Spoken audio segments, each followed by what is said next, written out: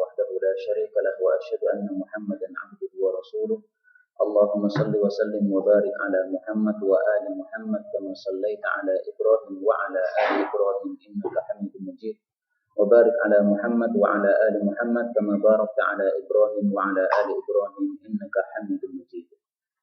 Kita melanjutkan tafsir Al-Baqarah ayat yang ke-97. A'udzu billahi as-sami'il 'alim minasy syaithanir rajim. قل من كان عدوا لجبريل فإنه نزله على قلبك بإذن الله مصدقا لما بين يديه وهدى وبشرى للمؤمنين من كان عدوا لله وملائكته ورسله وجبريل وميكال فإن الله عدو للكافرين ولقد أنزلنا إليك آيات بينات وما يكفر بها إلا الفاسقون أوكلما عاهدوا عهدا نبذه فريق منهم بل أكثرهم لا يؤمنون ولما جاءهم رسول من عند الله مصدق لما معهم نبذ فريق من الذين أوتوا الكتاب كتاب الله وراء ظهورهم كأنهم لا يعلمون الحمد لله رب العالمين اللهم صل وسلم وبارك على محمد وآل محمد اللهم ارحمنا بالقرآن واجعله لنا إماما وهدى ونورا ورحمة وذكرنا منه ما نسينا وعلمنا منه ما جهلنا وارزقنا تلاوته آناء الليل والنهار واجعله لنا حجة يا رب العالمين اللهم فقهنا في الدين وعلمنا تأويل كتابك الكريم اللهم آتنا في الدنيا حسنة وفي الآخرة حسنة وقنا عذاب النار اللهم لك الحمد إليك المشتكى وأنت المستعان وبك المستغاث ولا حول ولا قوة إلا بالله العلي العظيم وصلى الله وسلم وبارك على النبي محمد والحمد لله رب العالمين.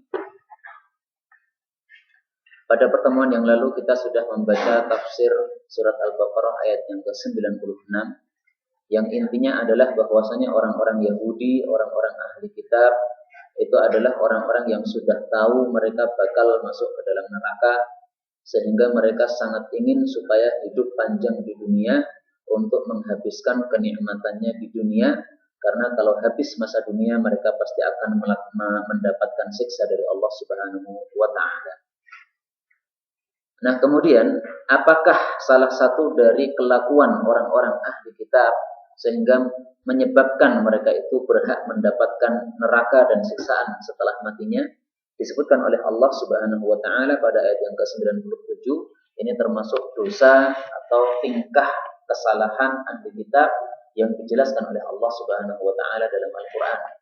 Maka Allah mengatakan, "Qul katakanlah wahai Rasul sallallahu alaihi wasallam, man barang siapa yang kana adalah dia itu aduwan musuhnya siapa di Jibril terhadap malaikat Jibril fa innahu maka sesungguhnya malaikat Jibril itu nazzalahu telah menurunkan dia yaitu Al-Qur'an ala qalbika kepada hati kamu biiznillah dengan izinnya Allah Subhanahu wa taala musaddiqan dalam keadaan membenarkan lima baina yadayhi terhadap apa yang ada di depannya maksudnya adalah kitab-kitab sebelumnya wahudan dan sebagai hidayah atau petunjuk, wa busyra dan sebagai busyra kabar gembira lil mukminin bagi orang-orang yang beriman. Ayat ini termasuk ayat yang tidak bisa dipaham atau sulit untuk dipaham kecuali kita mengetahui sababul nuzulnya. Karena kata-kata aduwan li Jibril, memusuhi Jibril ini tidak terpahami kalau kita tidak mengetahui sababul nuzulnya. Bagaimana bisa memusuhi malaikat Jibril padahal malaikat Jibril tidak tampak karena dia adalah malaikat. Tidak bisa dilihat oleh manusia kecuali beberapa orang yang diizinkan oleh Allah Subhanahu wa taala untuk bisa melihatnya. Nah, maka supaya kita bisa memahami ayat ini, marilah kita baca sababun nuzulnya yang sudah dijelaskan oleh para ulama di dalam kitab-kitab tafsir mereka Salah satunya adalah disebutkan di dalam kitab Tafsir Al-Mawardi. Ini salah seorang ulama mazhab Syafi'i yang menulis tafsir, yang beliau wafat pada tahun 450 Hijriah. Jadi masanya sebelum Al-Imam An-Nawawi rahimahullah ta'ala. Sama-sama Syafi'i ya. Nawawi juga Syafi'i, Mawardi ini juga Syafi'i. Tapi Nawawi itu adalah pada tahun 600-an, ini pada tahun 400-an. Di dalam sababun nuzulnya, Al-Imam Al-Mawardi mengatakan, qala lahu Ibnu Surya. Jadi Ibnu Surya, orang Yahudi, datang kepada Nabi SAW, kemudian berkata, khoslatun in qultaha amantu bika wattaba'tuka. Ada satu perkara kalau kamu itu mengucapkannya, maka saya pasti beriman dan saya pasti mengikuti kamu. Ayyu malakin ya'tika bima yaqulullah. Malaikat siapa yang datang kepada Anda membawa wahyu dari Allah? Qala, Nabi mengatakan Jibril, malaikat Jibril. Qala, Ibnu Surya mengatakan dzaka aduuna, itu adalah musuh kami. Yang zilu bil qitali wasyiddati wal harbi, yaitu turun membawa peperangan, membawa syiddah, yaitu kesulitan hidup, wal harb, dan peperangan. Jadi sama ya, antara al-qital peperangan, pertempuran, al-harb peperangan, ya hampir sama. Wa Mikail, adapun malaikat Mikail itu yang zilu bil basyari war raha, menurunkan, membawa kabar gembira dan membawa kelonggaran hidup. Falau kana Mikail huwa alladhi ya'tika amanna bika. Seandainya Mikail yang membawa wahyu kepada Anda, kami akan beriman kepada Anda. Faqala Umar bin Khattab radhiyallahu anhu inda dzalik, maka pada saat itulah Umar bin Khattab kemudian berteriak, fa inni ashhadu, maka aku bersaksi, anna man kana aduwwan li Jibril, bahwasanya siapa yang memusuhi malaikat Jibril, fa innahu aduwwun li Mikail, maka sama saja dia itu memusuhi malaikat Mikail. Karena Jibril dengan Mikail itu adalah bersahabat, sama-sama malaikatnya, sehingga memusuhi salah satu memusuhi yang lain. Fa anzalallahu ta'ala hadhil ayah, maka Allah pun kemudian menurunkan ayat ini. Apa artinya Jibril? Disebutkan oleh Ibnu Abbas, Jibril wa Mikail ismani. Jibril dan Mikail ini adalah dua nama, yaitu namanya malaikat. Ahaduhuma Abdullah, salah satunya bermakna hamba Allah, wal akhar Ubaidullah, yang lainnya bermakna hamba Allah yang kecil, hamba yang kecil bagi Allah. Jadi Jibril itu artinya Abdullah, sementara Mikail itu artinya Ubaidullah. Bedanya kalau Abdun ini artinya hamba, tapi kalau Ubaidun ini hamba yang kecil. Karena Ubaidun ini namanya adalah isim tasghir di dalam bahasa Arab, yaitu sebuah kata yang menunjukkan kecil. Misalnya ada laptop gede, kemudian ada netbook lebih kecil. Nah, maka dalam bahasa Arab itu bisa disebut sebagai lupaitop, ya, laptop yang kecil. Demikian juga Abdun menjadi Ubaidun, ada ya di tengahnya. Laptop menjadi lupaitop, ya, gitu. Itu kalau bahasa Arab. Ya. Nah, demikian juga di sini Abdullah dan Ubaidullah, Jibril dan Mikail. Itu adalah sebab nuzulnya ayat ini. Dan kita sekarang sudah bisa paham apa yang dimaksud aduwwal li Jibril, memusuhi malaikat Jibril, yaitu maksudnya adalah tidak mau beriman kepada Al-Quran, gara-gara Al-Quran ini yang membawa adalah malaikat Jibril, bukan malaikat Mikail. Mereka katakan, kalau malaikat Mikail yang bawa wahyu, kami percaya kepada engkau, kami beriman. Tapi gara-gara yang bawa Jibril, kita nggak mau beriman. Ini berarti memusuhi malaikat Jibril. Maka Allah Subhanahu wa ta'ala mengancam kepada orang-orang yang tidak mau beriman kepada Al-Quran gara-gara sebab itu. Allah mengatakan, man kana aduwwan li Jibril fa innahu nazzalahu ala qalbika. Allah katakan apa? Biiznillah. Jadi malaikat Jibril itu membawa Al-Quran kepada Nabi Muhammad SAW itu dengan izin atau dengan perintah dari Allah. Artinya apa? Kalau seseorang itu memusuhi malaikat Jibril, itu sama dengan memusuhi Allah Subhanahu wa ta'ala. Nah, kalau orang sudah memusuhi Allah, maka tidak akan bisa memenangkan pertempuran dengan Allah Subhanahu wa ta'ala. Siapapun yang diancam bertempur dengan Allah atau berperang dengan Allah, maka pasti akan mendapatkan laknat dari Allah Subhanahu wa ta'ala. Sehingga kata-kata qatalahullah itu biasanya diartikan dilaknat oleh Allah Subhanahu wa ta'ala. Nah, memusuhi Allah Subhanahu wa ta'ala atau memusuhi malaikat Jibril yang datang membawa wahyu dari Allah, ini bentuknya bisa bermacam-macam. Tidak harus sebagaimana yang dilakukan oleh Ibnu Surya dari kalangan Yahudi tadi. Termasuk di dalam memusuhi Allah Subhanahu wa ta'ala itu adalah kita menolak syariat dari Allah Subhanahu wa ta'ala. Allah menurunkan sebuah syariat, kita malah membuat syariat yang lain sebagai asas untuk negara kita dan sebagainya, maka itu termasuk memusuhi Allah Subhanahu wa taala. Rasul sallallahu alaihi wasallam mengatakan, ini salah satu contohnya bagaimana seseorang itu sudah dianggap sebagai memusuhi Allah Subhanahu wa taala. Contoh kecil saja. Diriwayatkan oleh Al-Imam Abu Daud di dalam kitab Sunannya, Rasul sallallahu alaihi wasallam bersabda, "Man barang siapa yang halat syafa'atuhu, barang siapa yang syafaatnya atau ucapannya itu menghalangi duna haddin min hududillah, menghalangi berlakunya sebuah hukum had yang sudah ditetapkan oleh Allah, faqad dadallah, maka sungguh dia itu sudah memusuhi Allah atau sudah menolak Allah fi amrihi, di dalam perkaranya Allah." Ini hadis riwayat Abu Dawud dan hadis ini derajatnya sahih. Jadi satu hukum dari Allah Subhanahu wa taala saja ditolak, itu sudah dianggap memusuhi Allah Subhanahu wa taala. Maka itu sudah termasuk di dalam ayat ini, ya. Man kana aduwwal li Jibril dan seterusnya, atau ayat yang setelahnya. Man kana aduwwal lillah, siapa yang memusuhi Allah Subhanahu wa taala. Termasuk memusuhi Allah Subhanahu wa taala itu adalah mengganggu para ulama, menuduh para ulama, menyakiti para ulama, maka itu termasuk memusuhi Allah Subhanahu wa taala. Ya, ulama dipenjara gara-gara tuduhan yang tidak benar. Ini memusuhi Allah.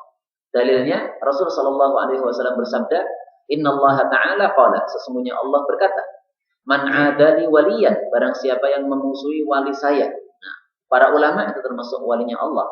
Faqad, maka sungguh adzantuhu, aku sudah memberikan genderang terhadapnya bil harbi, dengan peperangan, mengumumkan peperangan terhadapnya. Dan hadis ini riwayat Al-Imam Al-Bukhari, maka hadis ini pasti derajatnya sahih. Termasuk memusuhi Allah Subhanahu wa taala itu adalah memakan harta riba. Karena Allah Subhanahu wa taala sudah mengatakan di dalam Al-Qur'an yang menunjukkan kepada hal itu, yaitu Allah mengatakan di dalam surat Al-Baqarah, "Ya ayyuhalladzina amanu taqullaha wa daru ma baqiya minar riba", tinggalkan apa yang tersisa dari riba. In kuntum mu'minin, kalau kalian beriman. Kalau enggak beriman alias kafir murtad, ya silahkan makan riba terus. Fa in lam taf'alu, kalau kalian tidak mau berhenti dari makan riba, fa'danu, maka umumkanlah biharbin, dengan sebuah peperangan, minallahi, dari Allah, wa rasulihi, dan rasulnya. Jadi sama dengan pengen berperang dengan Allah Subhanahu wa taala. Orang yang nekat makan riba padahal sudah diharamkan oleh Allah Subhanahu wa taala. Maka ala kulli hal, kesimpulannya adalah orang yang menentang sebuah syariat dari Allah, syariat apa saja itu yang hukumnya adalah wajib atau haram, kemudian dilanggar, maka itu termasuk memusuhi Allah Subhanahu wa taala, dan Allah akan memusuhinya karena Allah mengatakan fa innallaha aduwwun lil kafirin. Nggih, monggo. Atau menerangkan bahwa memusuhi malaikat berarti menjawab Rasulnya. Saya tanya ini, partai yang berbau Islam itu menerima Pancasila, itu termasuk memusuhi Allah dan Rasulnya atau tidak, dilihat dari syariat ini. Ya, terima kasih. Bismillah walhamdulillah wassalatu wassalamu ala rasulillah. Masalah ini Allah Subhanahu wa ta'ala sudah menyebutkannya di dalam Al-Quran Al-Karim secara tegas. Di dalam 3 ayat yang disebutkan di dalam surat Al-Ma'idah, Allah mengatakan, wa man lam yahkum bima anzalallahu fa ulaika humul kafirun. Kemudian pada ayat berikutnya Allah mengatakan, wa man lam yahkum bima anzalallahu fa ulaika humudz zalimun. Kemudian ayat selanjutnya Allah mengatakan, wa man lam yahkum bima anzalallahu fa ulaika humul fasiqun. Ya, pilih salah satu dari 3. Menjadi orang kafir, silahkan. Menjadi orang zalim, silahkan. Menjadi orang fasik, silahkan. Nah, para ulama mengatakan bahwasanya kafir, zalim, fasik ini tingkatan yang berbeda-beda. Artinya, bisa jadi orang memakai hukum selain hukum Allah menjadi kafir. Bisa jadi tidak kafir, tapi zalim. Dan zalim itu juga dosa. Bisa jadi tingkatannya adalah fasik, dan fasik itu juga dosa. Sehingga salah satu dari 3 pilihan ini semuanya nggak ada yang baik. Contoh misalnya dianggap sebagai zalim, itu adalah orang yang sudah tahu bahwasanya Al-Quran itu wajib dipakai, tapi nggak mau pakai Al-Quran. Kenapa? Karena kalau pakai Al-Quran nanti nggak diterima masyarakat ya. Akhirnya terpaksa pakai selain Al-Quran supaya diterima, supaya punya suara. Nah ini berarti termasuk di dalam kategori dari ayat ini. Ya. Tidak sampai kepada kafir. Kenapa? Karena dia tidak meyakini kebenaran selain syariat Islam itu. Dia masih meyakini kebenaran syariat Islam itu. Inilah yang saya terima dari guru-guru saya dalam masalah ini. Wallahu a'lam bishawab. Saya bukan ulama, tidak berhak berfatwa, hanya sekedar menukilkan penjelasan yang sudah dijelaskan oleh para guru saya. Matur Pak. Kemudian dari ayat 97 ini kita bisa mendapatkan beberapa pelajaran. Yang pertama, bahwasanya Allah Subhanahu wa taala menurunkan Al-Qur'an ala qalbika, kepada hatinya Nabi Muhammad sallallahu alaihi wasallam. Menunjukkan bahwasanya Al-Qur'an itu akan bisa bermanfaat kalau Al-Qur'an itu masuk dalam hati kita.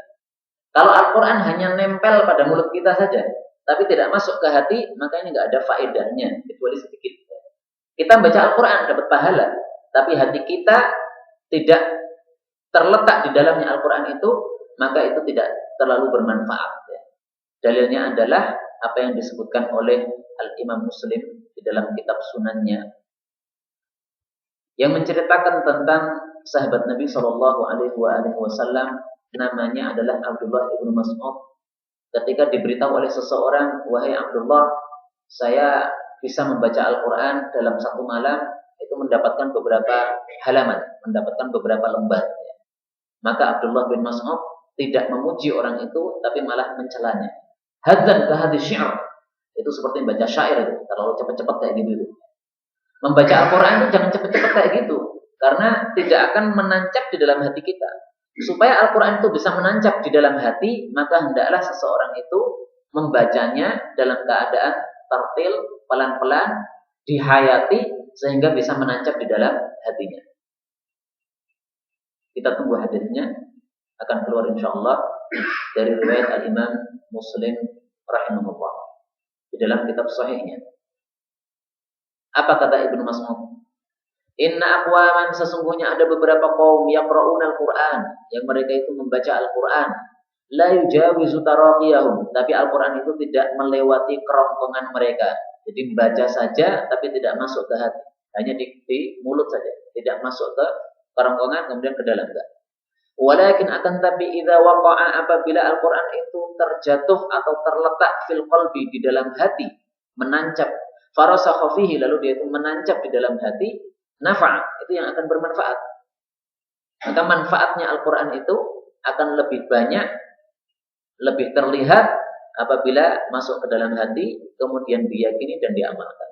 Tapi kalau hanya dibaca saja tanpa paham apa isinya, maka itu belum mencapai derajat nazzalahu ala qalbik, ya, belum masuk ke dalam hati kita.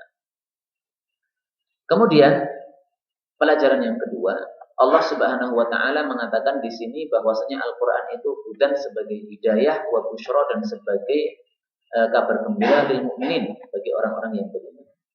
Ini sebenarnya ada kalimat yang terhapusnya. Mestinya itu hudan sebagai hidayah linnas, untuk seluruh manusia. Wa busyra, dan sebagai kabar gembira lil mukminin, bagi orang beriman. Jadi kalau hidayah itu Al-Quran tidak dikhususkan untuk orang beriman, tapi untuk semua orang harus mengambil Al-Quran sebagai hidayah. Enggak mau pakai Al-Quran, sesat. Siapapun juga, muslim atau non-muslim, sama saja. Tapi kalau busyra, kalau kabar gembira, itu memang khusus untuk orang-orang beriman saja. Yang enggak mau beriman tidak mendapatkan kabar gembira dari Al-Quran Al-Karim. Nah, di sini dikatakan hudan, kemudian dikatakan lil mukminin, bisa juga karena yang dimaksud di sini adalah yang bisa mengambil hidayah dari Al-Quran hanya orang-orang beriman. Asalnya hidayah diturunkan untuk seluruh manusia, muslim dan non-muslim. Tapi yang mau ngambil adalah orang-orang beriman. Maka di sini disebutkan hanya lil mukminin saja. Padahal asalnya diturunkan kepada semua manusia. Baik, kemudian pelajaran yang terakhir dari ayat ini, kita bisa mengetahui dari ayat ini bahwasanya ada kemiripan antara orang-orang Yahudi dengan orang-orang Syiah. Kalau orang Yahudi, sebagaimana tadi sudah saya jelaskan dalam sababun nuzulnya, mereka mengatakan kalau Al-Quran dibawa oleh Mikail, kami beriman. Orang-orang Syiah ada yang mengatakan bahwasanya malaikat Jibril ini salah meletakkan Al-Quran. Mestinya Al-Quran ini dibawa kepada Ali bin Abi Thalib, tapi malah dibawa kepada Nabi Muhammad SAW. Mereka nggak malah menyalahkan Jibril, ya. Tidak menyalahkan kenapa Jibril yang membawa, enggak, tapi menyalahkan letaknya. Kenapa kok diletakkan pada Muhammad SAW, padahal mestinya Ali bin Abi Thalib. Nah, kalau Syiah pada tingkat seperti ini sudah tingkat kekafiran, tidak diragukan lagi. Semua ulama sepakat kalau ada orang mengatakan seperti ini, baik yaitu Syiah maupun yang lainnya, maka hukumnya adalah orang kafir murtad. Karena malaikat Jibril itu adalah biiznillah, dengan izin dari Allah, dengan perintah dari Allah, maka turun kepada Nabi Muhammad SAW itu sudah merupakan perintah dari Allah Subhanahu Wa Taala, bukan karya dari malaikat Jibril sendiri. Ayat yang ke-98 Allah mengatakan, man barang siapa yang kana adalah dia itu aduwwan lillah, memusuhi Allah wa malaikatihi dan para malaikatnya, wa rusulihi dan para rasulnya, wa Jibril wa Mikail, memusuhi Jibril dan Mikail. Mikail itu nama lain dari Mikail. Kalau kata-kata Mikail ini saya dapatkan dari Al-Quran, belum saya dapatkan dari hadis. Fa innallaha, maka sesungguhnya Allah itu aduwwun, itu adalah memusuhi lil kafirin, bagi orang-orang yang kafir. Ayat ini menyambung ayat sebelumnya, dan ayat ini merupakan ancaman meskipun kalimatnya berita. Innallaha aduwwul lil kafirin, ini kalimat berita, tapi para ulama mengatakan berita yang maksudnya ancaman. Dan berita yang maksudnya ancaman itu adalah lebih dahsyat daripada ancaman itu sendiri. Karena seseorang ketika diberitahu padahal isinya adalah ancaman, itu supaya dia bisa berpikir lebih jauh. Tapi kalau sudah diberitahu ancaman, ya biasa, aku udah diancam. Tapi kalau cuma diberitahu saja, makanya lebih keras dalam pengancamannya. Kemudian dari ayat ini kita bisa mengambil pelajaran, yaitu di sini malaikat Jibril dan malaikat Mikail disebutkan secara khusus namanya, padahal sudah disebutkan malaikatihi secara umum. Ini dalam ilmu tafsir disebut sebagai bab Zikri, menyebutkan al-khas, sesuatu yang khusus, ba'da, setelah al-am, sesuatu yang umum. Yang umum itu malaikat, yang khusus itu Jibril dan Mikail. Bab ini ada fungsinya, ya. Fungsinya apa? Untuk menunjukkan pentingnya sesuatu yang disebutkan secara khusus tadi. Pentingnya malaikat Jibril, pentingnya malaikat Mikail. Apa fadilahnya malaikat Jibril, fadilahnya malaikat Mikail daripada malaikat-malaikat yang lainnya. Sehingga yang memusuhi malaikat Jibril, memusuhi malaikat Mikail sama dengan memusuhi seluruh malaikat. Memusuhi malaikat Jibril, memusuhi malaikat Mikail sama dengan memusuhi yang mengutus malaikat Jibril dan Mikail. Karena ini adalah kuncinya atau tokohnya malaikat Jibril dan Mikail. Nah, mari kita lihat bagaimana malaikat Jibril itu mendapatkan keutamaan khusus dari Allah Subhanahu Wa Taala, sebagaimana disebutkan di dalam hadis-hadis Nabi Shallallahu Alaihi Wasallam. Saya sebutkan salah satu contohnya saja, ketika Allah itu memuliakan malaikat Jibril. Idza ahabballahu 'abdan, apabila Allah itu mencintai seorang hamba, mudah-mudahan kita termasuk yang dicintai Allah.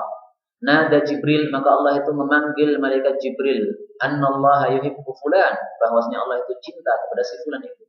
Fa'ahabbahu, maka cintailah wahai Jibril si orang itu. Fayuhibbahu Jibril, maka malaikat Jibril mencintai orang itu.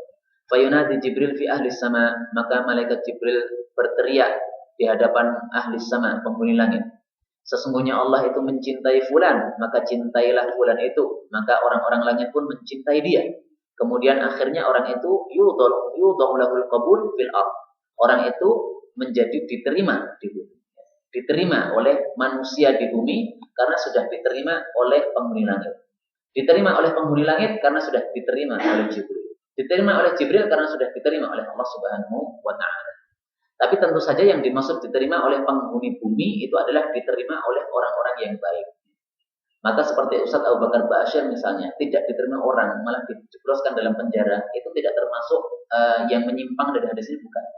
Karena orang-orang yang baik masih mencintai beliau. Orang-orang yang tahu betul siapa beliau masih mencintai beliau. Yang memusuhinya itu kan orang-orang yang nggak tahu siapa dia. Orang yang termakan oleh isu dan tuduhan saja, yang tidak mencintainya. Buktinya beliau punya pesantren di beberapa tempat. Maka seorang kiai yang mempunyai beberapa pesantren menunjukkan bahwasanya dia itu diterima oleh masyarakat. Pesantrennya ada orang-orang yang memasukkan ke dalamnya, berarti kan diterima oleh orang-orang yang baik. Nah, ini fadilah malaikat Jibril yang disebutkan oleh Nabi Shallallahu Alaihi Wasallam. Sekarang fadilah malaikat Mikail yang disebutkan oleh Nabi Shallallahu Alaihi Wasallam. Ada dua hadis yang saya temukan fadilah malaikat Mikail. Tadi saya sebutkan di sini satu saja. Bahwasanya Nabi Shallallahu Alaihi Wasallam bersabda, "Atani telah datang kepada saya Jibril wa Mikail." Dua orang ini, Jibril dan Mikail. Faqa'ada Jibril an yamini, malaikat Jibril itu duduk di arah kanan saya, wa Mikail an yasari, dan malaikat Mikail di arah kiri saya. Dan ini menunjukkan bahwasanya Jibril lebih utama daripada Mikail, karena biasanya yang lebih utama diletakkan di kanan. Faqala Jibril, maka malaikat Jibril mengatakan, "Ya Muhammad, wahai Muhammad." Ini tidak mengatakan ya Rasulullah, karena memang Muhammad ini adalah muridnya malaikat Jibril. Maka seorang guru manggil muridnya, manggil namanya enggak ada masalah. Iqra'il Qur'an ala harf, bacalah Al-Qur'an itu atas satu huruf. Faqala Mikail, maka Mikail berkomentar, istazidhu, mintalah tambahan kepada Jibril. Faqultu, maka Nabi mengatakan, zidni, tolong tambahi, jangan satu huruf saja.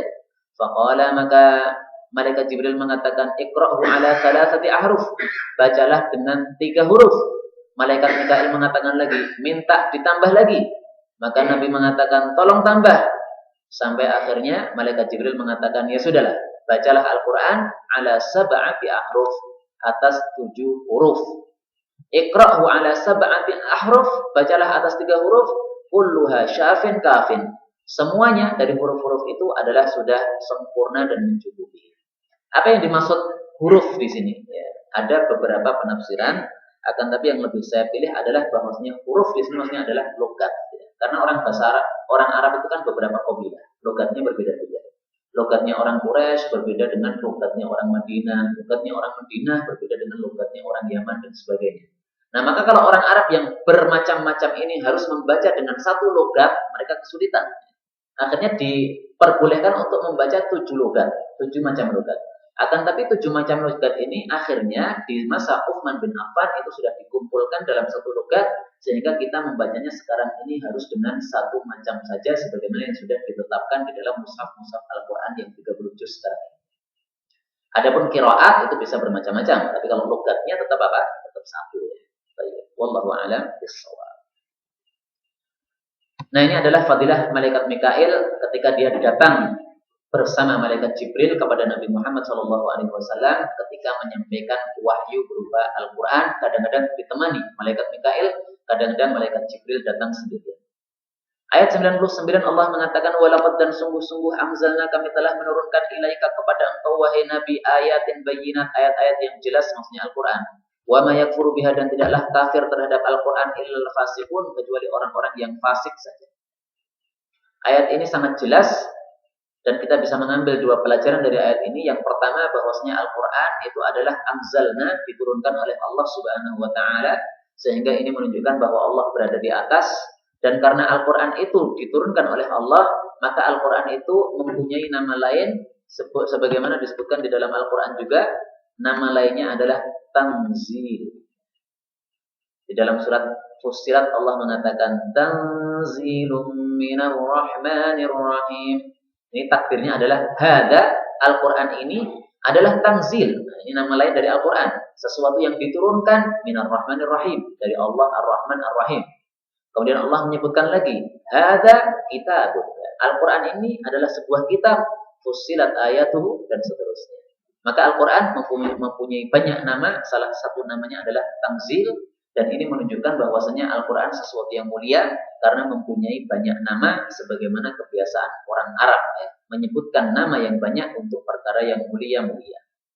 Pelajaran yang kedua, di sini ada istilah al-fasiqun, orang-orang yang fasik. Definisinya apa? Al-fasik itu diambil dari kata-kata fuskun atau fusuqun. Dan 2 kata ini ada di dalam Al-Quran, tapi fiskun itu hanya ada 1 kali, tapi kalau fusuqun itu ada 4 kali di dalam Al-Quran Al-Karim. Tapi maknanya sama, ya. Mau fiskun, mau fusuqun, artinya sama.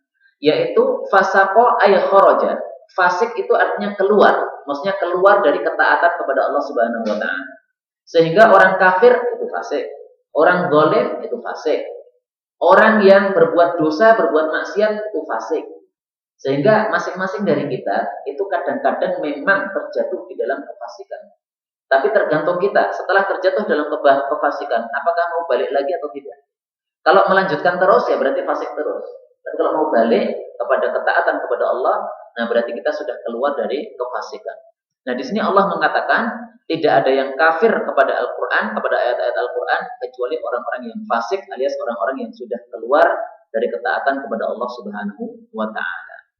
Ayat selanjutnya, awakullama, apakah setiap kali ahadu mereka ahli kitab itu mengadakan janji, ahdan dengan sebuah janji, nabadahu, maka melemparkan janji itu, fariqum minhum, sekelompok orang dari mereka. Nah, ini pertanyaan tapi maksudnya mengingkari, sehingga disebut sebagai istifham ingkari. Bal bahkan aktsaruhum, kebanyakan mereka ahli kitab la yu'minun, tidak beriman kepada Allah Subhanahu wa Ta'ala. Ayat ini menunjukkan bahwasanya termasuk tingkah dosa ahli kitab itu adalah kalau mereka itu mengadakan perjanjian, mereka tidak menepatinya, tapi diselisih janji itu. Janji kepada siapa? Sama saja, janji kepada Allah atau janji kepada makhluk. Itu mereka menyelisihinya. Janji kepada Allah akan beriman kepada Allah, akhirnya malah menyembah berhala. Janji kepada Nabi Musa alaihissalam akan taat, ternyata ketika ditinggalkan pergi beberapa hari saja sudah menyimpang dari Nabi Musa alaihissalam. Janji kepada Nabi Muhammad SAW tidak akan memerangi penduduk Madinah, ternyata memerangi. Akhirnya diusir oleh Nabi SAW dari Madinah. Akhirnya mereka ada yang tinggal di Khaybar, ada yang tinggal di mana-mana. Kemudian orang-orang Khaybar akhirnya menyelisih janji lagi kepada Nabi SAW. Maka akhirnya diusir oleh Umar bin Khattab dari Khaybar. Maka tingkah ahli kitab yang paling terkenal salah satunya itu adalah ahdan nabadahu fariqum minhum, menyelisih janji. Nah, maka ini pelajaran bagi kita sebagai orang muslim yang KTP-nya Islam, bahwa kita dilarang menyerupai ahli kitab. Dilarang kita menyelisih janji. Kalau sudah terlanjur berjanji, maka ditunaikan. Saya mempunyai seorang guru dari Aljazair, namanya Syekh Abdul Karim Aljazair. Beliau tinggal di Jogja, karena mengajar tahfidz Al-Quran di Jogja. Beliau menguasai qiraatul Quran setahu saya sampai 10 qiraat. Nah, di sana beliau sudah terlanjur berjanji akan mengurus ma'had yang ada di Jogja itu. Gak tahu saya janjinya berapa, 2 tahun atau 5 tahun, tapi biasanya 2 tahun perjanjian itu. Kontraknya itu 2 tahun. Nah, setelah beliau beberapa bulan berada di pondok itu, maka istrinya pengen kembali ke Mesir, karena istrinya dari Mesir. Kenapa? Karena anaknya yang gede itu sudah mulai masuk sekolah. Kalau disekolahkan di Indonesia, bahasa Arabnya akan rusak. Maka harus disekolahkan ke Mesir. Maka akhirnya Syekh Al-Jazairi ini beliau rela mengirimkan istrinya dan anaknya ke Mesir, dan beliau sekarang ini hidup di Jogja sendirian tanpa istri. Padahal ini tentu saja sangat berat sekali, apalagi orang Arab, ya. Masya Allah. Tapi kenapa beliau seperti itu? Ya karena sudah terlanjur berjanji, sudah terlanjur menandatangani kontrak itu, ya jangan diselisih. Ya. Kalau diselisih, maka itu termasuk menyerupai ahli kitab. Karena kita setiap hari sudah berdoa, ihdinas siratal mustaqim, siratal ladzina an'amta 'alaihim ghairil maghdubi 'alaihim. Bukan jalannya orang-orang yang dimurkai alias orang-orang Yahudi. Nah, kalau kita menyelisih janji itu berarti kita sudah berdoa tapi menyelisihinya sendiri. Ghairil maghdubi 'alaihim, tapi ternyata kita malah melanggar doa itu sendiri. Maka haram hukumnya kalau sudah seseorang itu dan membuat sebuah janji kemudian dia menyelisihinya sendiri, karena itu termasuk sikapnya ahli kitab atau sikapnya orang-orang munafik sebagaimana disebutkan oleh Nabi SAW. Kemudian dari ayat ini kita bisa ambil pelajaran bahwasanya Allah Subhanahu wa taala betapa adil. Allah Subhanahu wa taala di sini mengatakan nabadahu fariqum minhum. Yang membuang janji atau menyelisih janji itu tidak semuanya, tapi fariqun, sekelompok saja minhum dari mereka. Ini keadilan Allah. Bahwasanya kalau ada suatu kaum ada yang berbuat salah, itu jangan disalahkan semuanya, tapi salahkan yang salah saja. Sehingga berkali-kali di mana-mana saya tidak mau mengubah sikap saya terus terhadap Syiah. Syiah itu sikap saya jelas. Yang pertama, bahwasanya Syiah itu sesat. Titik. Yang kedua, bahwasanya Syiah itu ada yang kafir, ada yang tidak kafir. Saya tidak akan mengubah hukum ini. Karena hukum ini saya terima langsung dari guru-guru saya dari Saudi, para masyayikh yang sangat banyak. Dulu sudah pernah saya jelaskan, saya mempelajari tentang kesesatan Syiah dari 5 ulama. Yang paling lama atau yang paling membekas bagi saya itu adalah dari Syekh Uthman Al-Khamis, seorang ulama dari Kuwait. Karena beliau memang orang yang paling pakar di dalam masalah Syiah dari 5 guru saya ini. Karena beliau selain mempunyai tulisan-tulisan tentang Syiah juga sering mengadakan debat dengan orang-orang Syiah baik di Iran maupun di luarnya Iran.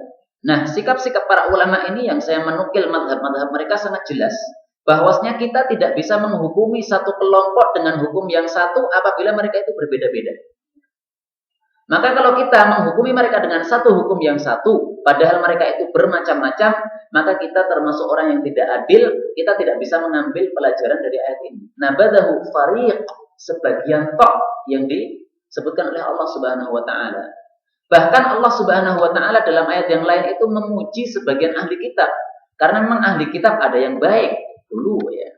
Kalau sekarang ya ahli kitab semuanya jelek dan kafir.